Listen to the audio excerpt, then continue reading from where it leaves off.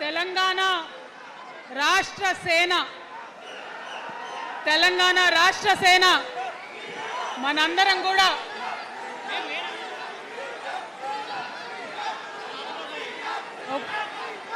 ఒక్కసారి సీఎం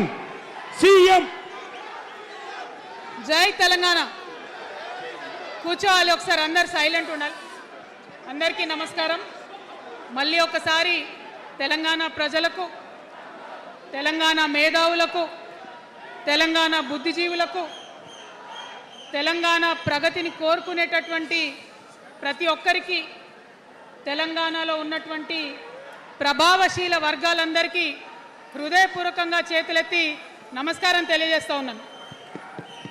ఇవాళ తెలంగాణ రాష్ట్రంలో ఒక చరిత్ర, నా జీవితంలో కూడా ఒక మర్చిపోలేని రోజు అవుతుంది ఈరోజు. తెలంగాణ రాష్ట్ర భవిష్యత్తును తెలంగాణ రాష్ట్రం స్వయంగా రాసుకోవడానికి మరి మనందరినీ కూడా ఆ దైవము, ఆ కాలము మనందరినీ భాగస్వామ్యం చేసిందని చెప్పి నేను మనస్ఫూర్తిగా నమ్ముతూ ఉన్నాను. మీ అందరికీ తెలుసు, నేను అమ్మవారి భక్తురాల్ని. ఇక్కడ స్టేజ్ మీద ఎవ్వరు ఉండకండి, దయచేసి అందరు వెళ్ళండి, ఖాళీ అయ్యండి, మొత్తం అందరు వెళ్ళి కూర్చోండి దయచేసి. ఈ బౌన్సర్లు ఏందా వాళ్ళని తీసి వెళ్ళిపోమని.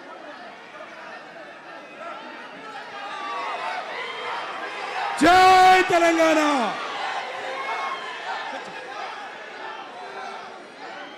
ఇవాళ ఈ సభా ప్రాంగణంలో ఉన్నటువంటి తెలంగాణ ఉద్యమకారులకు, తెలంగాణ అమరవీరుల కుటుంబాలకు, తెలంగాణ ఉద్యమంలో సర్వం కోల్పోయి అనేక రకాల కష్టాలు పడి రాష్ట్రం వస్తే చాలు అనుకొని పిడికిలు బిగించి కొట్లాడినటువంటి ప్రతి ఒక్కరికి, అదేవిధంగా సింగరేణి నుండి పెద్ద ఎత్తున తరలి వచ్చినటువంటి బొగ్గుగని కార్మికులకు, నాకు సింగరేణి చాలా ఇష్టం, కానీ మీకంటే మా ఆడబిడ్డలంటే నాకు ఇంకా ఇష్టం. ఈ సభలో ఉన్నటువంటి మా ఆడబిడ్డలకు ప్రత్యేకంగా నమస్కారం తెలియజేస్తున్నా. అదేవిధంగా అనేక మంది మా జెన్జీ వారియర్స్ వచ్చిండ్రు, మా యూత్ వచ్చిండ్రు, అందరికీ కూడా పేరు పేరున నమస్కారం.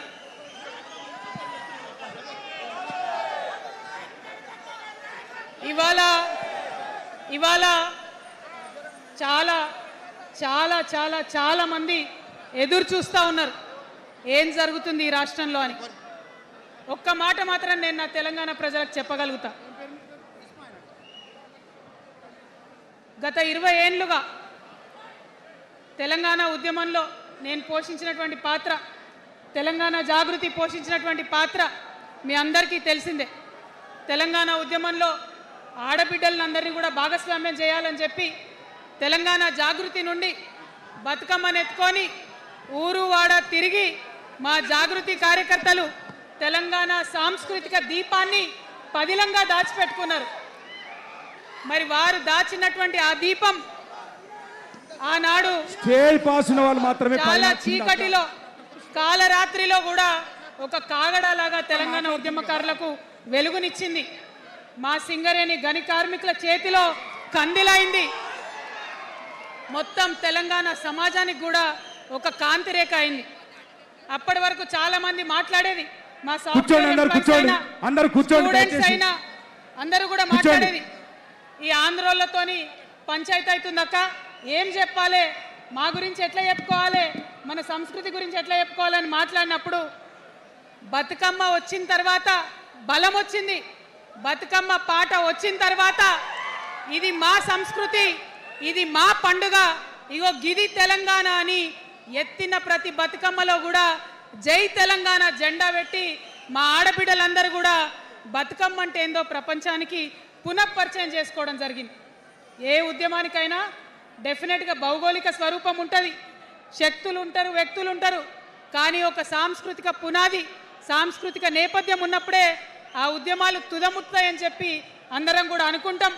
తెలంగాణ ఉద్యమానికి బలమైనటువంటి సాంస్కృతిక పునాదినిచ్చి ఆడబిడ్డలందరినీ ఉద్యమంలో జత చేసినటువంటి ఘనత ఇక్కడ ఉండేటటువంటి జాగృతి కార్యకర్తలదేనని నేను ఇవాళ సగర్వంగా ప్రకటిస్తా ఉన్నాను. మరి ఇవాళ మిమ్మల్ని నేను కోరేది ఒకటే, కష్టపడ్డం, తెలంగాణ తెచ్చుకున్నాం, కానీ మనం కలలు కన్న తెలంగాణ వచ్చి 12 ఏళ్ళైనా ఇంకా కూడా మనకు రాలేదు. ఏమేం కలలతో తెలంగాణ తెచ్చుకున్నామో ఆ కలలన్నీ ఇంకా నిజం కాలేదు. మరి తెలంగాణ ఉద్యమ రథం, ఆనాటి ఉద్యమ రథసారథి కేసీఆర్ గారి నేపథ్యంలో తెలంగాణ ఉద్యమ రథం ఎక్కడనో దారి తప్పింది. తెలంగాణ ప్రజల ఆర్తిని అది అర్థం చేసుకోలేకపోయింది. డెఫినెట్గా సామాజిక తెలంగాణ రథచక్రం అనేది విరిగి ముక్కలైపోయింది. ఒక కొత్త రాష్ట్రం వచ్చిన తర్వాత ఏ తరహా అయితే పని జరగాలో, ఏ తరహా అయితే పనులు ప్రారంభించుకోవాలో అవి జరగలేదని చెప్పడానికి ఒక ఇంత బాధపడతా ఉన్నాను. ఆనాడు ఏమనుకున్నాం, తెలంగాణ రాష్ట్రం వస్తే మనందరి బానిస సంఖ్యలు పోతాయి అనుకున్నాం. కానీ రైతులకు బేడీలు పడ్డాయి, ఇసుక దందా మీద ప్రేమతోని నేరెళ్ళల దళితులకు దెబ్బలు పడ్డాయి, చావులైనాయి. ఒకరిద్దరు కలిసి మాట్లాడుకోవాలంటే ఎవరి ఫోన్ ఎక్కడ మానిటర్ చేస్తుండ్రో అని భయం, వ్యక్తిగత స్వేచ్ఛ లేదు. దారుణమైనటువంటి నిఘా నీడలో తెలంగాణ అంతా కూడా బతికింది. ఇది వాస్తవం. మనం అనుకున్న కలల తెలంగాణ రాలేదన్నది ముమ్మాటికి వాస్తవం. మరి అటువంటి సందర్భంలో నేను ఇవాళ మీ అందరికి ఒక మాట చెప్పాలి. ఆనాడు పరిపాలించిన కుటుంబంలో నేను కూడా ఒక భాగం. ఆనాడు పరిపాలించిన కుటుంబంలో ఒక భాగమైనందుకు కొన్ని విషయాలకు నేను సిగ్గుపడతా ఉన్నాను. తెలంగాణ ప్రజల్ని క్షమించమని కూడా కోరుతా ఉన్నాను. కానీ తెలంగాణ సాధించినందుకు మాత్రం చాలా గర్వపడుతున్నాను. నా జన్మ ధన్యమైందని చెప్పి భావిస్తూ ఉన్నాను. మరి అనేకమైనటువంటి తప్పులు జరిగినాయి, అనేకమైనటువంటి నేరాలు జరిగినాయి. అనుకున్నటువంటి తెలంగాణ సాధించుకోలేదు. మరి ఆ తప్పులో ఎక్కడో ఒక దగ్గర నాకు భాగం ఉందని చెప్తున్నప్పుడు మరి కేవలం క్షమాపణ చెప్తే సరిపోతుందా? ఏ తెలంగాణ అయితే కావాలనుకున్నామో, ఏ సామాజిక న్యాయ తెలంగాణ అయితే రావాలని అనుకుంటున్నామో దానికోసం నడుం బిగించి కష్టపడి పని చేయాల్సిన అవసరం కూడా ఉంది. మరి ఇవాళ పని చేయడం కోసమే తెలంగాణ రాష్ట్ర సేన ఇవాళ తెలంగాణ ప్రజల ముందుకు వచ్చింది. రేపటి నుంచి మీరు చూస్తారు మా పని ఎట్లుంటుందో, మా పనితీరు ఎట్లుంటుందో. ఎందుకంటే ఏ పోరాటం చేయాలన్నా, ఏ ప్రజలకు మంచి చేయాలన్నా కేవలం కొట్లాడితే సరిపోదు, దానికి రాజకీయ అధికారం కూడా ఉండాలి. రాజకీయ అధికారం తోడైనప్పుడే ప్రజలకు చేయాలనుకున్న మంచి చేయగలుగుతాం. అందుకే ఇవాళ పార్టీ పెట్టేది. అదర్వైజ్ గత 11 నెలల నుంచి తెలంగాణ జాగృతి చేస్తున్న పోరాటాలు మీరు చూస్తున్నారు. ఎన్ని పోరాటాలు తీసుకున్నాం, ఎన్ని రకాలుగా సక్సెస్ సాధించడం మీరు చూసిండ్రు. కానీ ఉట్టి పోరాటాలు సరిపోవు, ఖచ్చితంగా రాజకీయ అధికారం ఉండాలి. దానికోసమే ఇవాళ తెలంగాణ రాష్ట్ర సేన మీ ముందుకు వచ్చిందని చెప్పి నేను సగర్వంగా ప్రకటిస్తూ ఉన్నాను.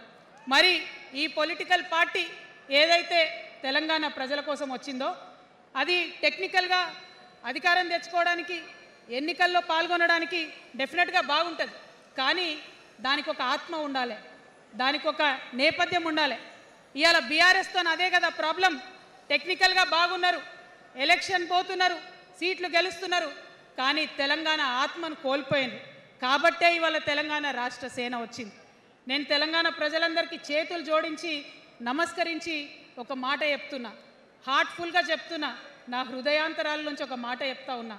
నేను తెలంగాణలో ఉన్న 3.5 కోట్ల మంది తెలంగాణ బిడ్డలందరికీ ఒక అమ్మగా పరిణితి చెందాలనుకుంటున్నా.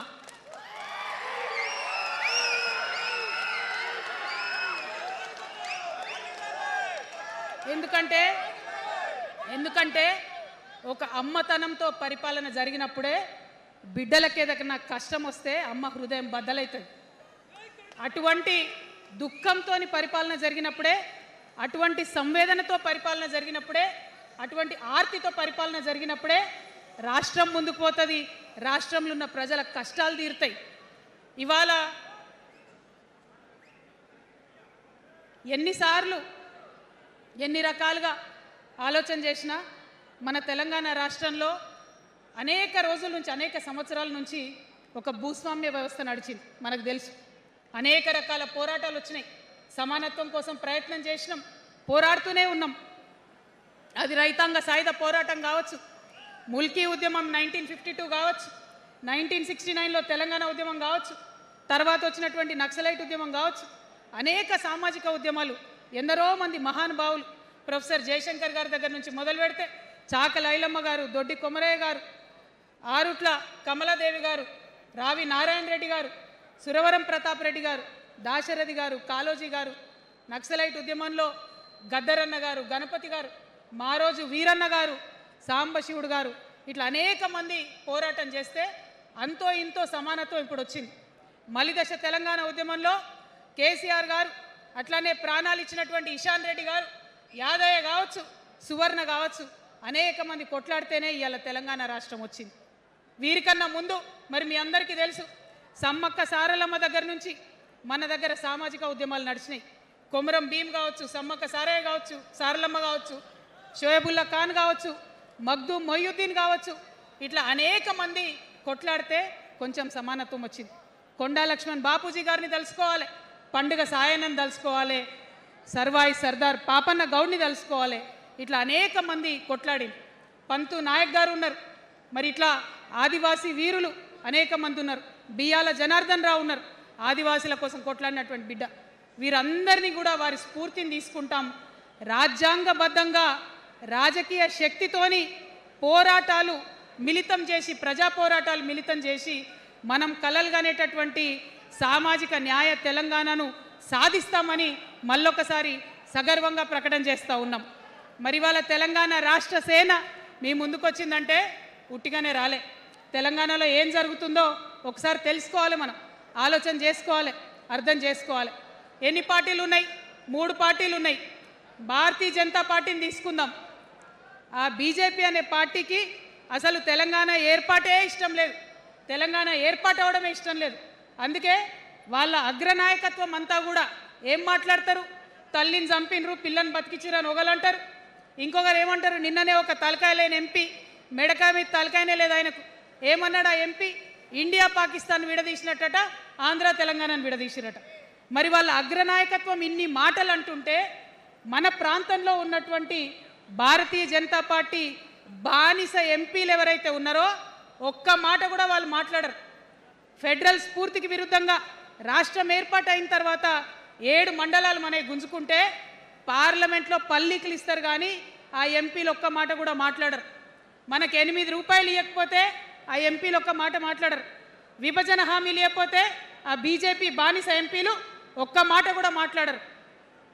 అంతేకాకుండా సామాజిక న్యాయం అనేటటువంటి ఒక కాన్సెప్ట్కే బద్ద వ్యతిరేకి భారతీయ జనతా పార్టీ.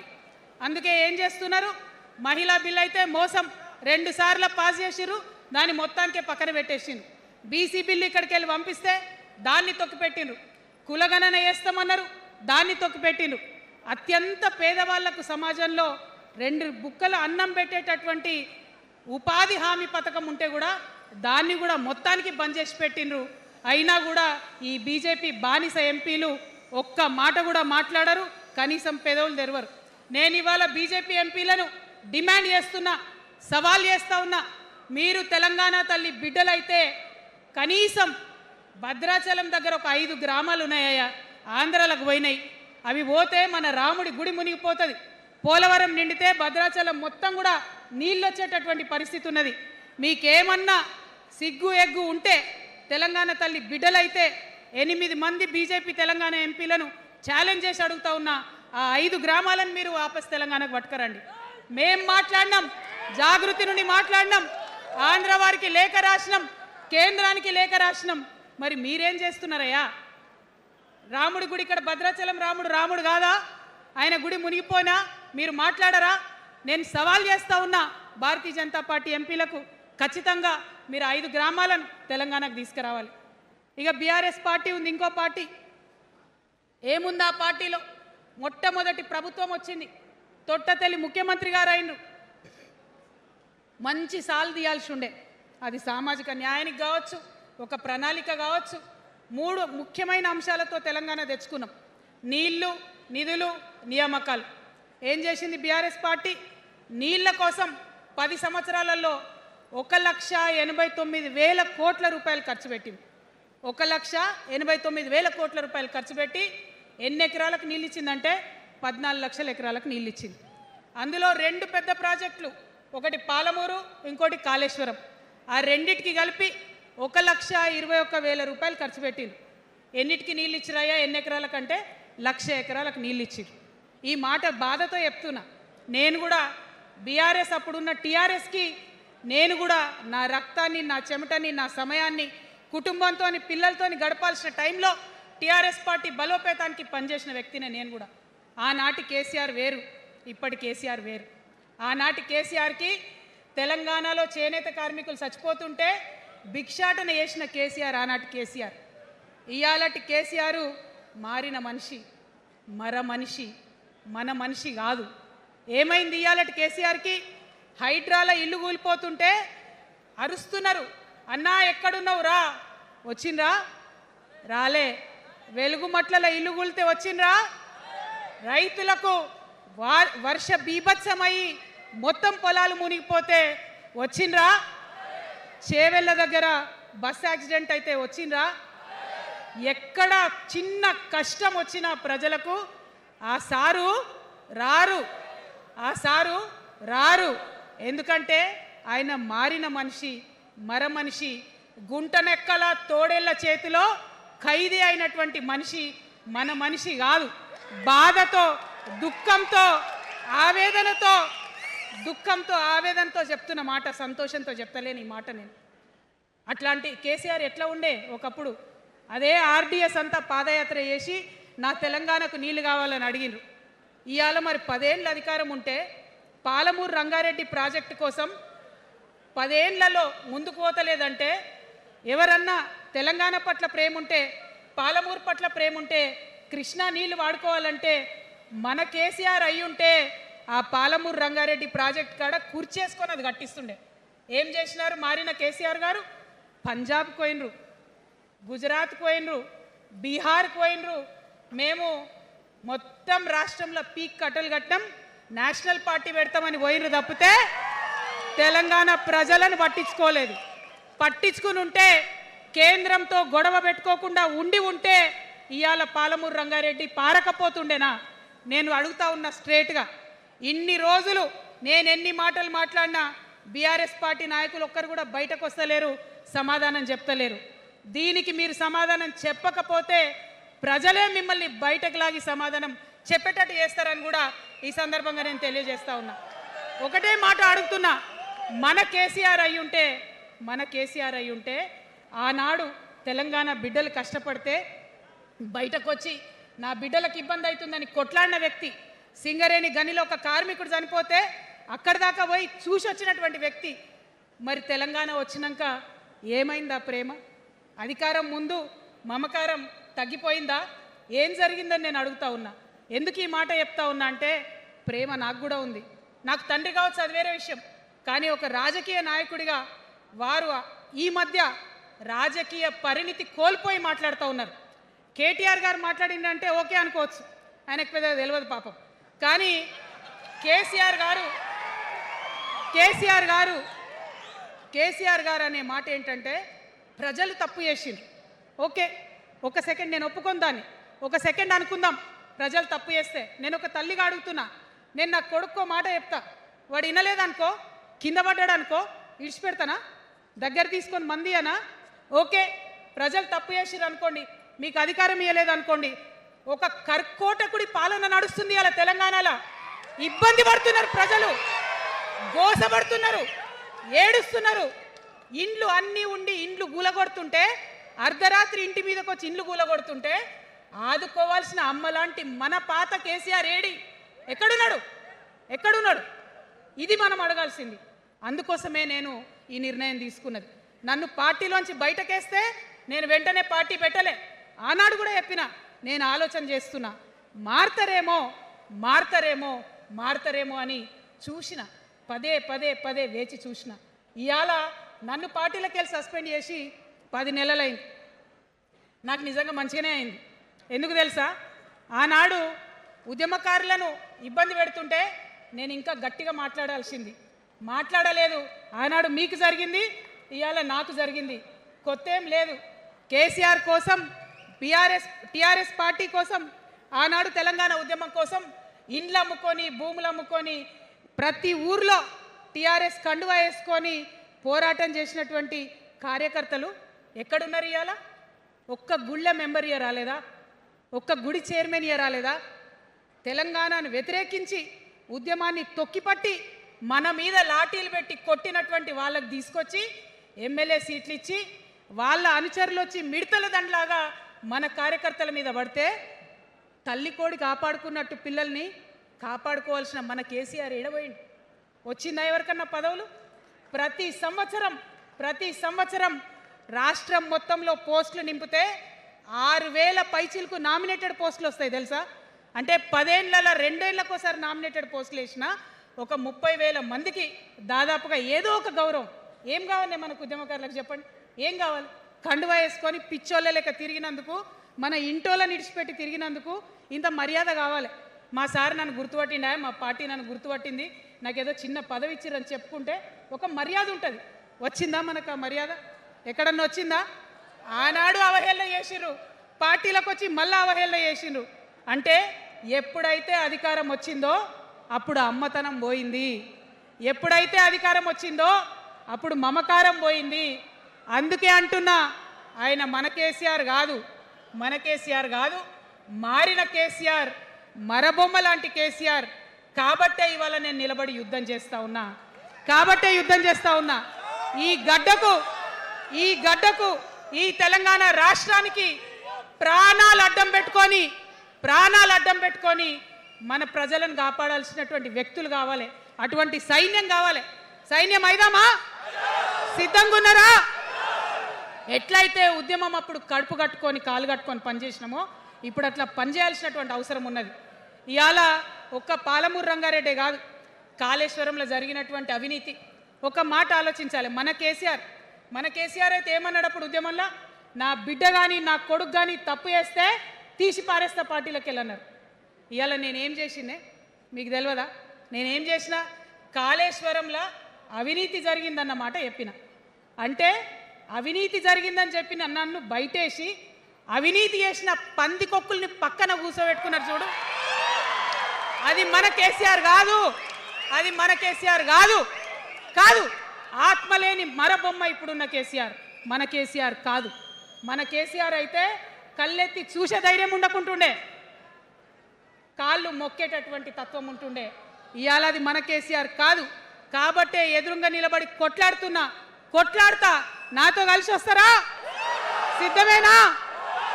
ఇవాళ బీఆర్ఎస్ పార్టీ చేస్తున్నటువంటి అనేక తప్పులు, అనేక అంశాలు ఉన్నాయి. ఒకటి కాదు, రెండు కాదు. ఇది ప్రారంభం మాత్రమే. మొదలు పెట్టినాం, జస్ట్ ఇల్లలికినాం. In front there is crocodiles festival. తర్వాత చాలా చెప్పేది ఉంది, అప్పుడు చెప్దాం. ఇప్పుడు ఏం జరుగుతుంది ఈ రాష్ట్రంలో? ఒక కర్కోటకుడు ఆయన పరిపాలన జరుగుతుంది. బాధ అనిపిస్తుంది ఒక పొలిటికల్ లీడర్ని కర్కోటకుడు అనాలంటే. కానీ అనక తప్పని పరిస్థితి. ఎందుకంటే మొన్న ఖమ్మంలో వెలుగుమట్లలో అన్ని పర్మిషన్స్ ఉన్నాయి, అన్ని కాయిదాలు ఉన్నాయి. అర్ధరాత్రి పోయి ఇల్లు కూలగొడితే ఒక నిండు గర్భిణి టెన్షన్తోని అబార్షన్ అయిపోతే ఆ తండ్రి ఏడ్చిన ఏడ్పులు, ఆ తండ్రి రోదన ఇంకా కూడా ఈ చెవులకు వినబడుతుంది. కాబట్టి ఇప్పుడున్న సీఎంని కర్కోటకుడనే అంట, హిట్లర్ అనే అంట.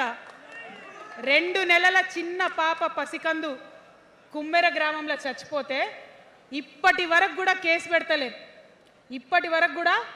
పెడతలేరు.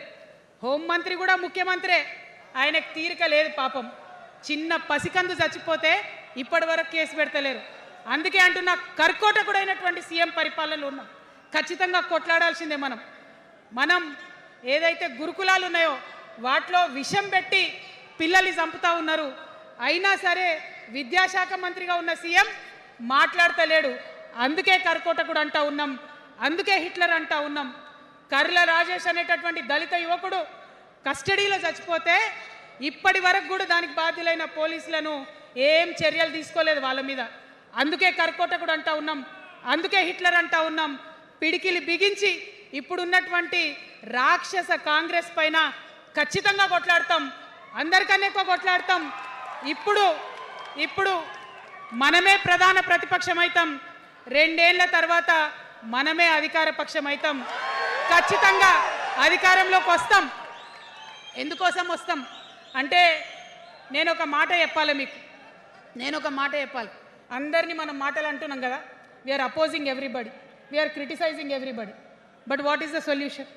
డోంట్ అపోజ్ వితౌట్ ప్రపోజ్ అని కాన్షీరామ్ గారు చెప్పారు, నేను చెప్పలే. డోంట్ అపోజ్ వితౌట్ ప్రపోజ్ అని. సో నేను కొన్ని ప్రపోజల్స్ తెలంగాణ ప్రజల ముందు పెట్టాలనుకుంటున్నా. నేను ఈ 3 పార్టీలు అధర్మంతో నిండిపోయినాయి, అవినీతితో నిండిపోయినాయి, బంధుప్రీతితో నిండిపోయినాయి, కుటుంబ అవినీతి పరిపాలనతో నిండిపోయినాయి.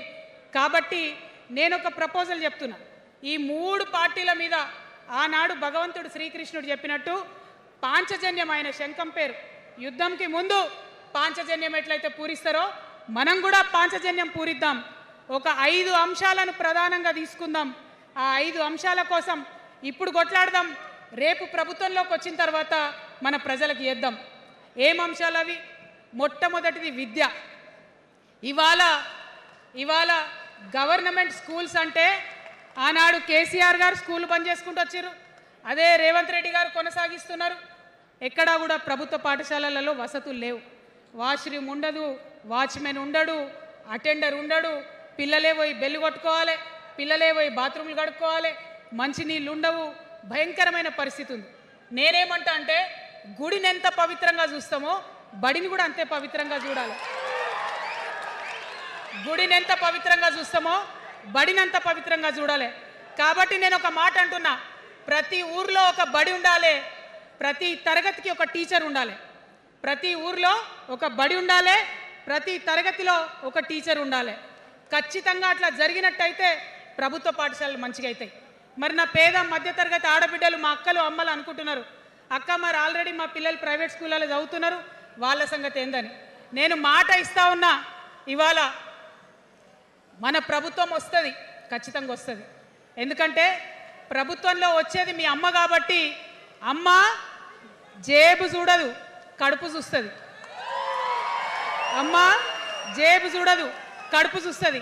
కాబట్టి మీ పిల్లలు ప్రైవేట్ పాఠశాలలో చదువుతున్నా, ఎంతవరకు చదువుకున్నా కంప్లీట్గా మీ మీద ఒక్క రూపాయి కూడా భారం పడకుండా చదివించే బాధ్యత మేము తీసుకుంటాం. అది ప్రైవేట్ పాఠశాలలు కానీ, డాక్టర్ కానీ, ఇంజనీర్ కానీ, రాకెట్ సైంటిస్ట్ కానీ మన తెలంగాణ బిడ్డలు చదువుకుంటే ఒక్క రూపాయి కూడా పేద మధ్యతరగతి వాళ్ళ మీద భారం పడకుండా ఉచిత విద్యను అందించే బాధ్యత నేను నా తెలంగాణ బిడ్డల కోసం తీసుకుంటా అని ఈ సందర్భంగా తెలియజేస్తున్నా. ఇవాళ పరిస్థితి ఏంటిది? యూనివర్సిటీలో ఉన్న పిల్లలు అంతకుముందు తెలంగాణ రాకముందు నేను చూసిన రక్తం అమ్ముకునేది డబ్బులు లేకపోతే. ఇవాళ ఏం చేస్తున్నారు? బావర్చి కాడ గిగ్ వర్కర్ లెక్క గోడ మీద కూర్చొని వెయిట్ చేస్తున్నారు. అవునా కాదా? ఎందుకంటే ఆ గిగ్ వర్కర్ చేస్తే అంతో ఇంత పైసలు వస్తాయి, పేరెంట్స్ మీద ఆధారపడకుండా ఉండొచ్చు అని. మరి యూనివర్సిటీలను పట్టించుకున్నామా? బీఆర్ఎస్లో ఉన్నప్పుడు 10 ఏళ్ళు ఒక్క రూపాయి కూడా ఇవ్వలేదు యూనివర్సిటీకి. ఆ యూనివర్సిటీ మిత్రులకు, పాఠశాలలో ఉన్నటువంటి వారందరికీ నేను ఒకటే ప్రపోజల్ చేస్తున్నా, మీరు ఎంత చదువుకుంటారో చదువుకోండి, ఒక్క రూపాయి కూడా మీ మీద భారం పడకుండా చదివించే బాధ్యత తెలంగాణ రాష్ట్ర సేన తీసుకుంటుంది.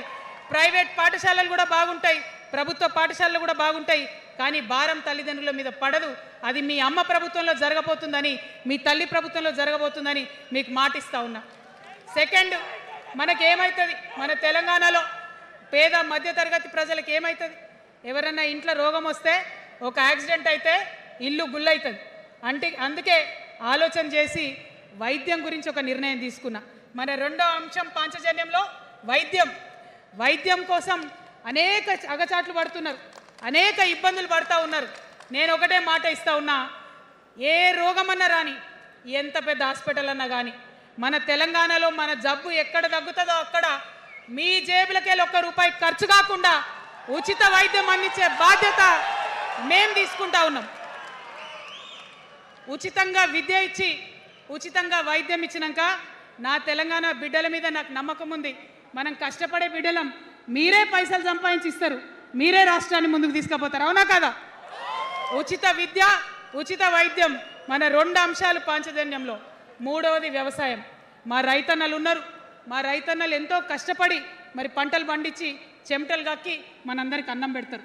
మీ అందరినీ నేను కోరేది ఒకటే, ఇవాళ అందరూ అర్రాస్ పాట పాడినట్టు నీకు ఎకరానికి ఇంత ఇస్తా అని చెప్పి మాట్లాడుతున్నారు తప్పితే మనకున్న కష్టం ఎవరైనా తీరుస్తున్నారా?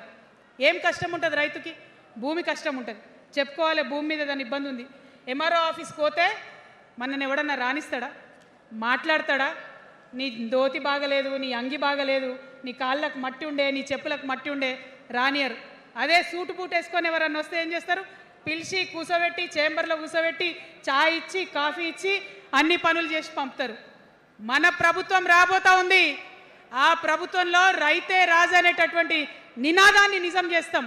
ప్రతి ఆఫీస్లో, అది ఎంఆర్ఓ ఆఫీస్ కానీ, కలెక్టర్ ఆఫీస్ కానీ, ప్రతి ప్రభుత్వ ఆఫీస్లో నేను రైతునని పోతే సపరేట్ కౌంటర్ ఉండాల్సిందే, కుర్చీ మీద కూసోబెట్టాల్సిందే, మీకు పని చేసి పెట్టాల్సిందేనని ఈ సందర్భంగా నేను తెలియజేస్తా ఉన్నా. నేను రైతునని గర్వంగా చెప్పుకునే విధంగా మేము పరిపాలన చేస్తాం. అది కాకుండా మిగతా ఏదైతే టైంకి రావాల్సిన కరెంటు, ఇప్పుడు రేవంత్ రెడ్డి గారి దయ వల్ల మళ్ళీ రాత్రిపూట కరెంట్ వస్తుంది. అట్లా ఉండదు. రేపు మన ప్రభుత్వం వస్తుంది, టీఆర్ఎస్ ప్రభుత్వం వస్తుంది. వచ్చినాక 24 గంటలు నాణ్యమైన కరెంటు, పొద్దుటిపూట కరెంటు, రైతులకు ఉచిత కరెంట్ ఇస్తాం. అదేవిధంగా యూరియా కావచ్చు, కొనుగోలు కేంద్రాలు కావచ్చు, మీరు ఎక్కడ పోయి అడగాల్సిన అవసరం లేకుండా అన్నీ మీ దగ్గరకు వచ్చేటట్టు చేస్తాం. మరి అనేక అంశాలు ఉన్నాయి రైతుల గురించి మాట్లాడేటి. ఇప్పుడు ఎంత గోసపడుతున్నారో తెలుసు. ఒక్కొక్కటి మాట్లాడుకుంటూ వెళ్దాం. రైతుని రాజుని చేసేది నినాదంగా ఉండే దాన్ని నిజం చేస్తామని మాత్రం మీ చెల్లెగా, సోదరిగా నేను మీకు మాట ఇస్తూ ఉన్నాను. ఇక 4వ అంశం ఉపాధి. మనకి ఇక్కడ చాలా యూత్ ఉన్నారు. మిమ్మల్ని అందరూ నేను ఒక మాట చెప్తా ఉన్నా, ఒక మాట అడుగుతా ఉన్నా. ప్రతి ప్రభుత్వం ఏం చెప్తుంది? ప్రతి ప్రభుత్వం స్వతంత్రం వచ్చినప్పటి నుంచి ఇప్పటి వరకు ఏం చెప్తారు? ఉద్యోగాలు ఇస్తాం, ఉద్యోగాలు ఇస్తాం, ఉద్యోగాలు ఇస్తాం. అవునా? అసలు నాకు మాట తెలియక అడుగుతా. ఒక యువ మిత్రుడు ఉంటే, ఒక యువతి ఉంటే, నేను వ్యాపారం చేసుకోవాలనా, నేను ఉద్యోగం చేసుకోవాలనా, నేను కళారంగానికి పోవాలనా, నేను ఇంకోటి కావాలనా అనే స్వేచ్ఛ నాకు ఉండాలి కదా, నాకు ఉండాలి. కానీ ప్రభుత్వాలు మనకేం చెప్తాయి? నువ్వు ఉద్యోగం చేయి, 9 to 5 ఉద్యోగం చేయి, బానిస బతుకు అనేటటువంటి కండిషనింగ్ చేస్తూ ఉన్నాయి. ఇప్పుడు చాలామంది యూత్తో నేను మాట్లాడినా, నాకు ఒక మాట చెప్తా ఉన్నారు. అక్క, మా పరిస్థితి ఎంత ఘోరం ఉందంటే బయట ఉద్యోగం దొరుకుతలేదు చదువుకున్న చదువుకి. మా అమ్మ సెల్ఫ్ హెల్ప్ గ్రూప్లో ఉండి ఆమె 2 లక్షల రూపాయలు తీసుకొచ్చి ఇస్తే నేను బండి కొనుక్కోవాలి. ఆమె 3 లక్షల రూపాయలు తీసుకొచ్చి నాకు ఇస్తే నేను ఆటో కొనుక్కొని నడుపుకోవాలి.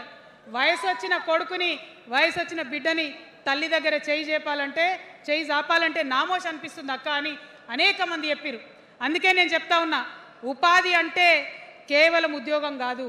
ఉపాధి అంటే మన ప్రభుత్వంలో, రేపు రాబోయేటటువంటి మీ అమ్మ ప్రభుత్వంలో 2 లక్షల రూపాయల నుంచి మొదలు పెడితే 20 కోట్ల రూపాయలకు కూడా మనము మీ వ్యాపారానికి సంబంధించిన ఐడియాతో మీరు వస్తే బ్యాంకులతో సంబంధం లేకుండా నా యువకులను, నా యువతులను నమ్మి ఆ లోన్ డైరెక్ట్గా మీకు ఇవ్వడం జరుగుతుంది. ఎందుకోసం ఈ మాట చెప్తా ఉన్నా అంటే, మన తెలంగాణ బిడ్డలకు మంచి సృజనాత్మకత ఉంది, ఆలోచించే శక్తి ఉంది, కష్టపడే తత్వం ఉంది. ఇవన్నీ కూడా మంచి వ్యాపారవేత్తలకు ఉండేటటువంటి లక్షణాలు. కానీ వచ్చినటువంటి ఏ ప్రభుత్వాలు కూడా మనకు చేయూతనియ్యలే. ఖచ్చితంగా నా యూత్ని నేను నమ్మాలనుకుంటున్నా, నా యూత్కి నేను డబ్బులు ఇవ్వాలనుకుంటున్నా. వాళ్ళ చేతిలో డబ్బులు పెట్టి వాళ్ళు ఇంకెంత సంపాదన నా తెలంగాణ రాష్ట్రానికి ఇస్తారో చూడాలని నేను అనుకుంటున్నా.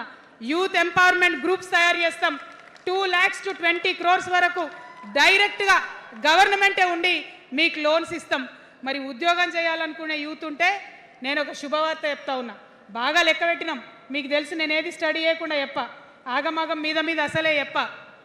నేను స్టడీ చేసిన దానికి ఏంటంటే, ఎవరైతే ఉద్యోగం చేయాలనే యూత్ ఉంటారో వాళ్ళకి మొదటి సంవత్సరమే మన గవర్నమెంట్ వచ్చినాక 4 లక్షల ఉద్యోగాలు ఒకటేసారి సింగిల్ నోటిఫికేషన్తో ఇచ్చి తీర్థం. ఇది నా మాట, ఇది నా మాట. నేను మళ్ళీ మీకు ఎందుకు చెప్తా ఉన్నా ఈ మాట అంటే, నేను తల్లిని, నేను జేబు చూడా, ఎంత ఖర్చు అవుతుంది, ఎంత జీతం అవుతుంది చూడా. నా కొడుకు కడుపులో ఉన్న బాధను, వాడి ఆత్మగౌరవాన్ని, నా బిడ్డ బాధను, ఆమె చదువుకున్న చదువుకి రావాల్సిన ఉద్యోగాన్ని దాన్నే చూస్తా. కాబట్టి మొదటి సంవత్సరమే 4 లక్షల ఉద్యోగాలు ఇస్తాం. మరి మన ఉద్యమకారులు ఇంతమంది వాళ్ళ వయసుని వాళ్ళ యవ్వనాన్ని వాళ్ళు సంపాదించుకునేటటువంటి మొత్తం వయసును కూడా ఉద్యమానికి దారపోసిరు కాబట్టి నేను ఉద్యమకారుల కోసం ప్రత్యేకించి జూన్ 2, 2014 వరకు కట్ ఆఫ్ డేట్ పెట్టుకొని ఆనాటి ఉద్యమకారులకి 1,00,000 ఉద్యోగాలు సూపర్ న్యూమరరీ జాబ్స్ క్రియేట్ చేయబోతా ఉన్నామని కూడా ఈ సందర్భంగా తెలియజేస్తున్నా. అంటే ఇవన్నీ తెలంగాణ ఉద్యమంలో తెలంగాణ రాష్ట్ర సాధనలో మీరు చేసిన ప్రయత్నానికి మీ రుణం తీర్చుకోవడానికి నేను చేస్తున్న ఈ ప్రయత్నం అని చెప్పి ఈ సందర్భంగా తెలియజేస్తా ఉన్నా. మరిగా మన పాంచజన్యంలో 5వ అంశం, ఆఖరి అంశం, అతి ముఖ్యమైనటువంటి అంశం సామాజిక న్యాయ తెలంగాణ సాధించాల్సిందే. మన ఎస్సీ మిత్రులకు, ఎస్టీ మిత్రులకు, అగ్రవర్ణాల్లో ఉన్నటువంటి పేదవారికి, బీసీలకు అందరికీ న్యాయం జరగాలి. మా మైనారిటీ సోదరులు, మా ముస్లిమ్స్ కావచ్చు, క్రిస్టియన్స్ కావచ్చు, సిక్కులు కావచ్చు, అందరికీ కూడా న్యాయం జరగాలి. మరి బీఆర్ఎస్లో మనం చూసినాం, मुस्लिम्स कोसम थोड़ी देर उर्दू में बात करके आपसे मीठी मीठी बातें बोल के सोपत करके देखो, सोना घिसके देखो बोले. आप 2 बार सोपत कर लिए, तालीम का एक छोटा सा रोशनी आपको दिखाए, लेकिन रोजगार आपसे दूर रखे. जो 12% रिजर्वेशन का बात हुआ था उसके ऊपर कुछ भी अमलावरी नहीं हुआ. और जो माइनॉरिटी फाइनेंस कॉरपोरेशन का पहले लोन मिलते थे 10 साल के बीआरएस में कितने लोन मिले, अब 2 साल के कांग्रेस में कितने लोन मिले, आप एक बार देख लो. सारे लोग बस बातें ही बोल रहे हैं लेकिन काम कोई नहीं कर रहा है. आपकी बेटी हूँ मैं, ये धरती का कर्ज उतारने के लिए नया पॉलिटिकल पार्टी आपके सामने लेके आई हूँ. आपसे मैं गुजारिश करती हूँ मेरे साथ चलिए. जो बदलाव आपके ज़िंदगी में आएगा ज़रूर आपको बदलाव दिखेगा, पहले जैसा नहीं होगा. बिल्कुल अलग सा एक स्ट्रैटेजी बना रहे हैं, अलग से आपके रेस्पेक्ट के लिए हमारी सोच है. हम मिलेंगे, बात करेंगे. మరి అందరికన్నా ఎక్కువ మా ఆడబిడ్డలంటే నాకు ప్రాణం. మా ఆడబిడ్డల కోసం ప్రత్యేకంగా నేను ఒకటే మాట చెప్తున్నా, మనం ఎక్కడ ఉన్నా, ఏ వయసులో ఉన్నా మనకు భయం అవుతుంటుంది ఎక్కడికన్నా పోవాలంటే. మన భద్రత మీద మనకు ఆలోచన ఉంటుంది. ఖచ్చితంగా రేపటి మన తెలంగాణలో మన ఆడబిడ్డల భద్రత ప్రధానమైన అంశంగా తీసుకుంటాం. అదేవిధంగా ఇప్పుడు చదువుకుంటున్నటువంటి ఆడపిల్లలు వారి ఉద్యోగాల మీద ప్రయారిటీగా తీసుకుంటాం. వారి వ్యాపారవేత్తలుగా తీర్చిదిద్దడానికి ఖచ్చితంగా ప్రయత్నం చేస్తాం. ఇప్పుడు సెల్ఫ్ హెల్ప్ గ్రూప్స్లో ఏదైతే వడ్డీ లేని రుణాలు ఇస్తున్నారో అట్లా కాకుండా ప్రాపర్గా గ్రాంట్స్ ఇచ్చేటట్టుగా ప్రయత్నం చేస్తాం. చిరు ఉద్యోగులు, కాంట్రాక్ట్ ఉద్యోగులు ఎవరైతే ఉన్నారో, ఎవరైతే విస్మరించబడ్డారో వారందరినీ కూడా కళ్ళలో పెట్టి కాపాడుకుంటాం. ఇవాళ ప్రారంభం మాత్రమే, అనేక అంశాలు చెప్పుకున్నాం, కానీ ఖచ్చితంగా పాంచజన్య శంఖం పూరిస్తాం. అవతలి వాడు మనవాడైనా సరే, అధర్మం వైపు వాడుంటే వాళ్ళ మీదైనా సరే యుద్ధం చేయడానికి ఖచ్చితంగా వెనుకడుగు వేయకుండా ముందుకే వెళ్తామని తెలియజేస్తూ, మరి ఈ 3 పార్టీలు కూడా, Congress party single agenda Rahul గాంధీని ప్రధానమంత్రి చేయాలి, BRS party single agenda farm హౌస్లో పెద్దసారి ఉండాలి, చిన్నసారి సీఎం కావాలి, బీజేపీ పార్టీ సింగిల్ ఎజెండా సామాజిక న్యాయాన్ని కథం పట్టియాలి. కాబట్టి 3 పార్టీల మీద కూడా యుద్ధం చేసేది ఉన్నది. అలుపెరగని పోరాటానికి సిద్ధం కావాలని చెప్పి మొత్తం మన జాగృతి సైనికులందరినీ కూడా నేను పిలుపునిస్తా ఉన్నాను.